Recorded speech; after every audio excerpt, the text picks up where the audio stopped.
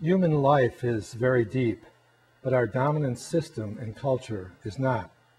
The tragic truth of these words was clearly evident when the U.S. decided to preemptively strike Iraq, commit to deadly battle the lives of hundreds of thousands of American soldiers, many of them teenagers, and bomb Iraq's cities, with the likely result, the deaths of tens of thousands of innocent men, women, and children, all to overthrow one man. Millions of Americans saw these steps toward war as shallow and took their patriotism to the streets. It's a paradox that many citizens of our democracy support the violence of war but are offended by nonviolent demonstrators. They believe our leaders know best. Sadly, this was not so in Iraq. There were no weapons of mass destruction. Iraq was not the center of al-Qaeda. Osama bin Laden was not in Iraq. Saddam Hussein was not involved in 9/11. In fact, 15 of the 19 thugs who broke our collective heart on 9/11 came not from Iraq, but from Saudi Arabia. The Patriots in these photographs marched because they believed, along with the world community, the Pope, and many religious leaders, that we had not exhausted our options and were rushing to war. Many who marched were veterans. Some are now in Iraq in uniform. Some have already spilled their blood. We need to honor them for going to the streets and for living out the very democracy we say we are fighting to give birth to in Iraq. The marchers were often irreverent. Sometimes they were humorous, but mostly they were Americans who saw great peril in Washington's desire to make war in Iraq.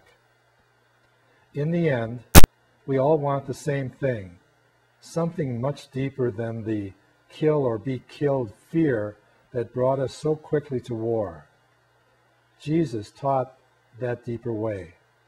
The questions we ask, the decisions we make, all must be rooted in a much deeper place.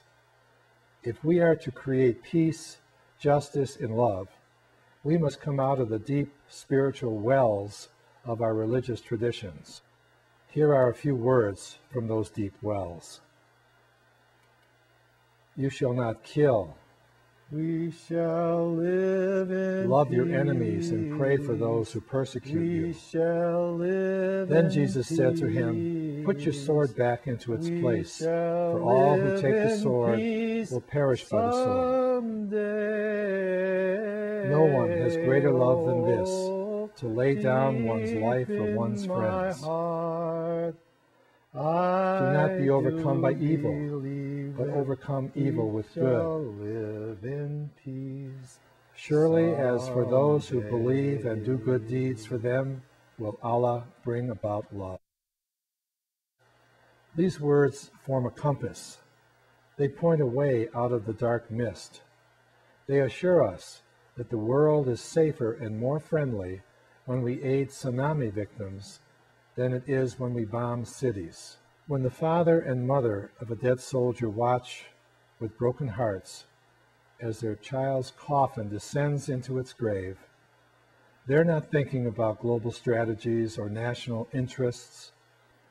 They're thinking about how much they love and miss their fallen child. Patriots go to the streets because their prophetic spirits are already standing at that graveside.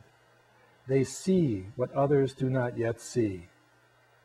They cry out with all their hearts and beings, we love America, but we also love the world. Let us find a better way. Let us build the world, not dominate it. Let us be guided by God's voice in our traditions, not by the idolatry that puts the golden calves of nationalism before God and our human family. Just imagine how it could be. We shall live in peace, someday. Oh,